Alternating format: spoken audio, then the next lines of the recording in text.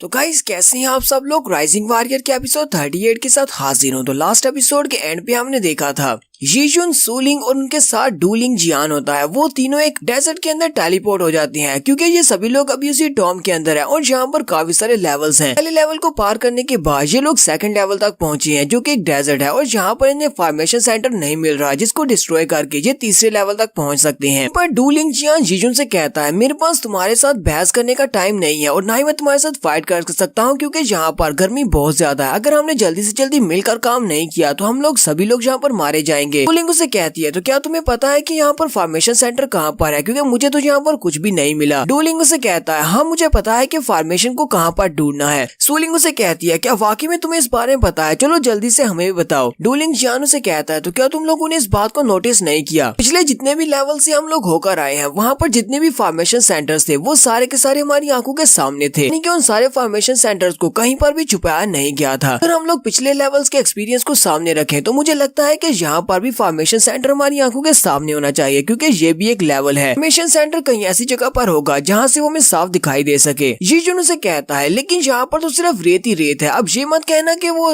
Formation centre इस रेत के अंदर कहीं पर दबा हुआ है, हम लोग सारी रेत को नहीं छान सकते। सूलिंग कहती है मुझे लगता है कि उस फॉर्मेशन सेंटर को एक और जगह पर रखा जा सकता है और वो वाली जगह भी बिल्कुल यहाँ पर हमारी आंखों के सामने है। फिर साथ ही वो इशारा करते हुए कहती है मुझे पता है कि फॉर्मेशन सेंटर कहाँ पर है, क्या तुमने देखा क्या आसमान के ऊपर दो सूरज है, मुझे लगता है कि इन दोनों सूरज में से एक वाला सूरज जैसा है जो फॉर्मेशन सेंटर है। यीजुन उसे कहता है तुम्हारी बात ठीक है कि इनमें से एक फॉर्मेशन सेंटर हो सकता है, लेकिन तुम्हें नहीं लगता कि ये बहुत ज्यादा ऊंचा है, हम लोग वहाँ तक पहुँचेंगे कैसे अगर हमें इसको डिस्ट्रॉय करना है। सूलिंग उसे कहती है हम लोग उस तक पहुँच सकते हैं अब क्योंकि ये एक स्पेस मैट्रिक्स स्पेल से बनाई हुई दुनिया है, तो स्पेस मैट्रिक्स स्पेल के अंदर जो चीज हमें जितनी ज्यादा दूर दिखाई दे रही है वो इतनी दूर हो नहीं सकती। डूलिंग यीजुन से कहता है तुम्हें पता है कि मैं बहुत ही बुरी तरह से जख्मी हूँ, इसलिए मैं यहाँ पर अकेले इसके ऊपर अटैक करके सूरज को डिस्ट्रॉय नहीं कर पाऊंगा, मुझे तुम्हारी मदद की जरूरत पड़ेगी, तुम्हें मेरी हेल्प करना होगी। यीजुन जल्दी से उठकर खड़ा हो जाता है और कहता है मैं तुम्हारे जैसे घटिया लोगों की मदद नहीं करता, लेकिन अब जबकि हम सभी को यहाँ से निकलना है और यहाँ पर वक्त की जरूरत है इसलिए मैं तुम्हारी हेल्प करने को तैयार हूँ। ठीक है, दोनों मिलकर उसके ऊपर अटैक करेंगे। सूलिंग उन दोनों से कहती है जबकि तुम दोनों को अच्छी तरह से पता है कि यहाँ पर जो स्पेस मैट्रिक्स स्पेल है वो काफी ज्यादा अलग तरीके से काम करता है, इसलिए तुम दोनों को यहाँ पर अपनी पावर्स को फोकस करते हुए उस सूरज के ऊपर अटैक करना होगा, क्योंकि अगर यहाँ पर तुम लोगों ने कोई गलती कर दी ये तुम लोगों के लिए बहुत ज्यादा बुरा साबित हो सकता है। यीजुन कहता है लेकिन ये कैसे बुरा साबित हो सकता है। सूलिंग उसे कहती है क्या तुम इस बात को भूल गए हो, तुम लोगों ने यहाँ पर अपनी ज्यादा पावर को एक्सर्ट कर दिया तो तुम्हारे ऊपर आसमान से बिजली करेगी और उसी बिजली के साथ तुम मारे जाओगे। यीजुन उसकी बात सुनने के बाद कहता हाँ मुझे याद है, जिनजिंग के साथ जो कुछ भी हुआ था वो मुझे अच्छी तरह से याद है। डूलिंग जियान यीजुन से कहता है तुम्हारी तलवार के अंदर से जो थंडर लाइटनिंग स्ट्राइक निकलती है उसकी पावर काफी ज्यादा है और अगर तुम उसको यहाँ पर यूज करोगे तो मुझे लगता है कि उसके अंदर से जो लाइटनिंग निकलेगी यहाँ के स्पेल को एक्टिवेट कर देगी और हमारे पर बिजली गिरेगी, तुम इसको फोकस कैसे करोगे।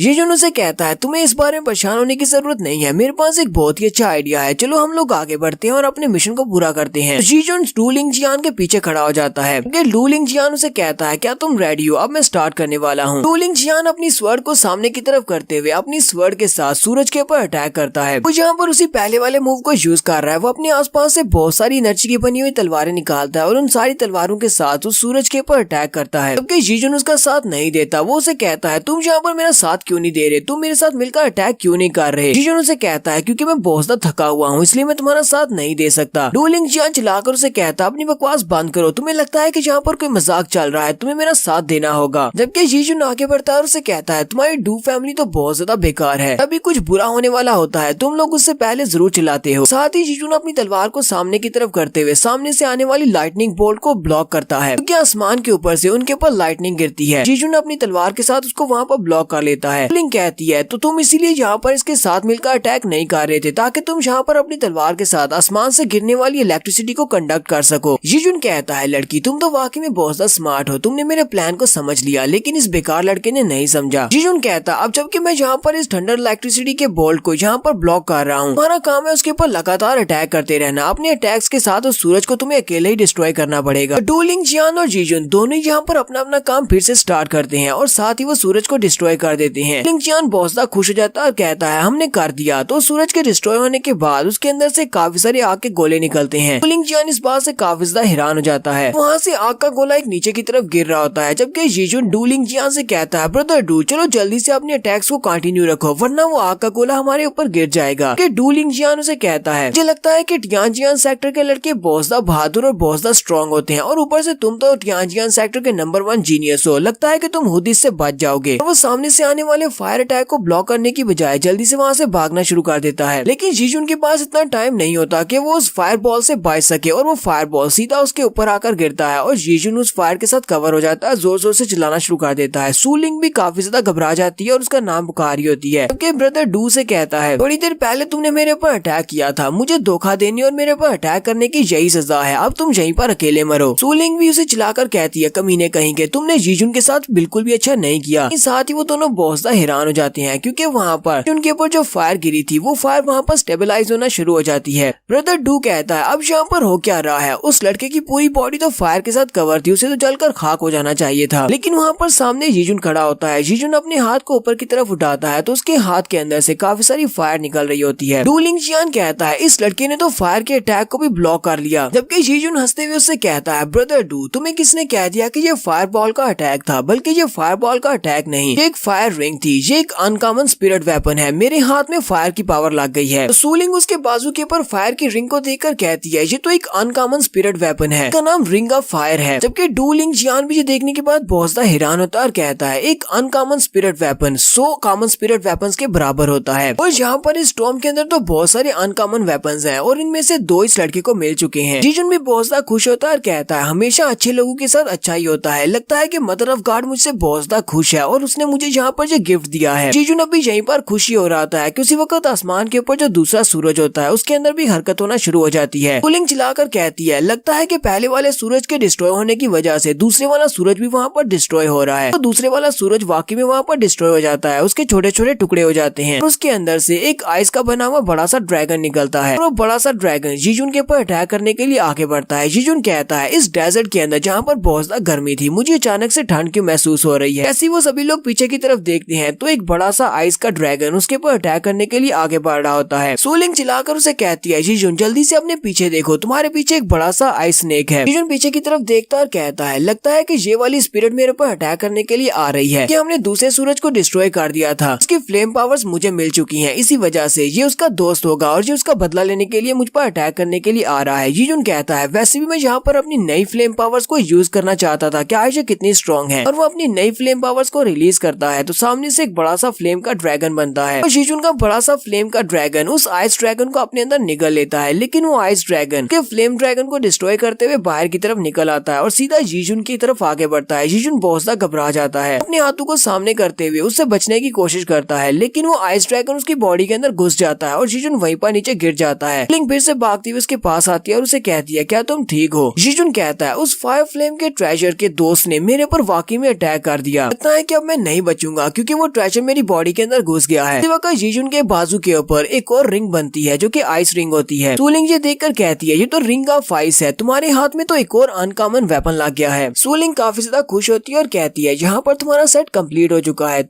अब तुम्हारे पास फायर रिंग भी है और उसके साथ साथ तुम्हारे पास आइस रिंग है, तुम इन दोनों को कंबाइन करके किसी पर भी अटैक कर सकते हो। तुम तो बहुत ज्यादा लकी हो जो तुम्हें यहाँ पर 2 अनकॉमन वेपन्स मिल गए हैं। जीजुन बहुत ज्यादा खुश हो जाता है और कहता है, ये तो बहुत ही अच्छी बात है, लगता है कि मेरे साथ बहुत ही कुछ अच्छा हो रहा है, मदर ऑफ गॉड मुझसे बहुत ज्यादा खुश है। क्योंकि ब्रदर डू से कहता है, जीजुन तुम्हें यहाँ पर खुश होने की जरूरत नहीं है क्योंकि बहुत ही जल्दी तुम्हारी अच्छी किस्मत तुम्हारा साथ छोड़ देगी। जबकि जीजुन उसका मजाक उड़ाते हुए कहता है, ब्रदर डू तुम तो बस मुझसे बहुत ज्यादा जेलिस हो क्योंकि तुम्हें यहाँ पर और कोई भी ट्रेजर नहीं मिला। उसी वक्त जीजुन की बॉडी के अंदर से जबरदस्त इलेक्ट्रिक एनर्जी निकलना शुरू हो जाती है। जीजुन उठकर खड़ा हो जाता है और कहता है, ये मेरे साथ क्या हो रहा है, मेरी बॉडी के अंदर से अचानक से पर्पल लाइटनिंग क्यों निकल रही है। और फिर साथ ही वो जोरदार चीख मारता है और वहीं पर ग्राउंड के ऊपर गिर जाता है। सूलिंग उसे कहती है, मुझे लगता है कि तुम्हारी बॉडी के अंदर इस वक्त 3 एलिमेंट्स है, यानी फायर, इलेक्ट्रिक और आइस एलिमेंट, वो तीनों आपस में कंबाइन होने की कोशिश कर रहे हैं, लेकिन वो तीनों एक दूसरे के साथ अच्छे से कंबाइन नहीं हो पा रहे। हमारी फिजिकल स्ट्रेंथ इतनी ज्यादा नहीं है कि इनको हैंडल कर पाए। ब्रदर डू कहता है, इस लड़के ने जहाँ पर तीनों एलिमेंट्स को अपनी बॉडी के अंदर अचीव कर लिया है, लेकिन तीनों एलिमेंट्स एक दूसरे के साथ अच्छे से कंबाइन नहीं हो सकते क्योंकि तीनों एलिमेंट्स इसकी बॉडी के अंदर आपस में एक दूसरे के साथ फाइट कर रहे हैं ताकि वो एक दूसरे के ऊपर डोमिनेट कर सके। इसकी फिजिकल स्ट्रेंथ इतनी ज्यादा नहीं है कि ये तीनों एलिमेंट्स को एक साथ अपनी बॉडी में समा सके। अब मुझे लगता है कि ये लड़का बहुत ही जल्दी यहाँ पर मरने वाला है, मुझे तो यहाँ पर अपनी उंगली को भी नहीं हिलाना पड़ेगा और ये लड़का यहाँ पर खुद बहुद ही मर जाएगा। ब्रदर डू वहाँ से हंसता हुआ साइड पर निकल जाता है और कहता है, इस लड़के के साथ ठीक हुआ जो भी भी हुआ, मैं तो यहाँ से जा रहा हूँ। जबकि उसके जाने के बाद सूलिंग और भी ज्यादा घबरा जाती है और कहती है अब मैं क्या करूँ। जीजुन की हालत तो बहुत ज्यादा खराब होती जा रही है, मैं ऐसा क्या करूँ कि इसको बचाया जा सके। यहीं पर हम लोग अपनी एपिसोड 38 का एंड करेंगे। एपिसोड की एक्सप्लेनेशन अच्छी लगी हो तो कमेंट करके जरूर बताइएगा। चैनल को सब्सक्राइब कर दे, वीडियो को लाइक और शेयर कर दे। शुक्रिया।